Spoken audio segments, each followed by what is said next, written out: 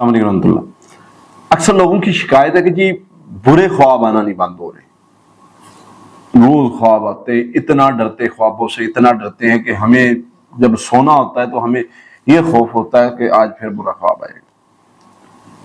اس کا حل بتائیں۔ سب سے پہلے ہمیں یہ جاننا ہے کہ خواب آتا کیوں ہے۔ خواب آتا ہے معاملات کو زیادہ ذہن پہ سوار کرنے سے بھی خواب آ جاتا ہے۔ میں کسی مسئلے کو بہت زیادہ ذہن پہ سوار کر لوں، خواب آ سکتا ہے۔ میں چیزوں کو زیادہ جناب وہ کروں کہ اس کی وجہ سے بھی مطلب ہمیں خواب آ سکتا ہے کہ میں ہر چیز کو جو ہے وہ سوچتا رہوں، کوئی خوف زدہ ہوتا رہوں کسی چیز سے، وہ بھی خواب آ سکتا ہے۔ میں جناب میری طبیعت ویسے خراب ہو، اس کی وجہ سے بھی خواب آ سکتا ہے۔ مجھے جادو جنات کا مسئلہ ہو، اس کی وجہ سے بھی خواب آ سکتا ہے۔ اب ان خوابوں سے بچنا کیسے؟ طبیعت خراب سے مراد میری جو بے معنی خواب آتے ہیں، بلا ہوتے وہ خوف والے ہیں، جیسے خون خرابے دیکھنا، جسم کٹے ہوئے دیکھنا، قیامت کے مناظر دیکھنا، زلزلے دیکھنا، یہ بے معنی خواب ہوتے ہیں۔ لیکن یہ کس بندے کو زیادہ آتے ہیں؟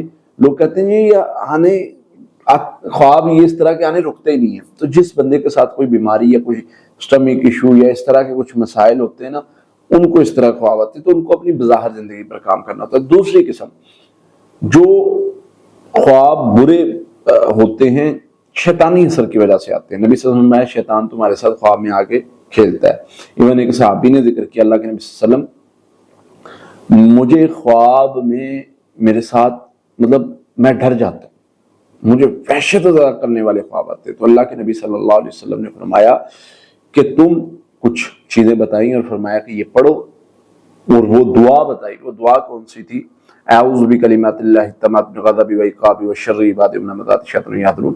یہ دعا پڑھو، انشاءاللہ تم بہتر ہو جاؤ گے۔ اور پڑھنا شروع کر دی، وہ بہتر ہو گئے۔ تو یہ دعا ہے، خوابوں کا اثر ختم کرنے کے لیے بھی بہترین ہے، اور خوابوں کا اثر ختم کرنے کے لیے ویسے اعوذ باللہ من شر الشیطان وشر یہ پڑھنا ہوتا ہے 3 مرتبہ۔ لیکن یہ دعا جو ہے وہ برے خواب کا جو شر ہے اور برا خواب جو آتا ہے جس سے ہم ڈرتے ہیں، اس شر سے ہمیں بچاتی ہے۔ صحابی نے بتایا نبی صلی اللہ علیہ وسلم کو، آپ علیہ السلام نے یہ دعا بتائی، انہوں نے یہ پڑھنا شروع کر دی، ان کا یہ مسئلہ حل ہو گیا۔ تو لہٰذا اگر آپ کو یہ مسئلہ ہے تو آپ ان دعاؤں کے ذریعے سے اللہ سے مدد مانگیں، انشاءاللہ اللہ خیر فرمائیں گے، معاملات بہتر ہو جائیں گے انشاءاللہ۔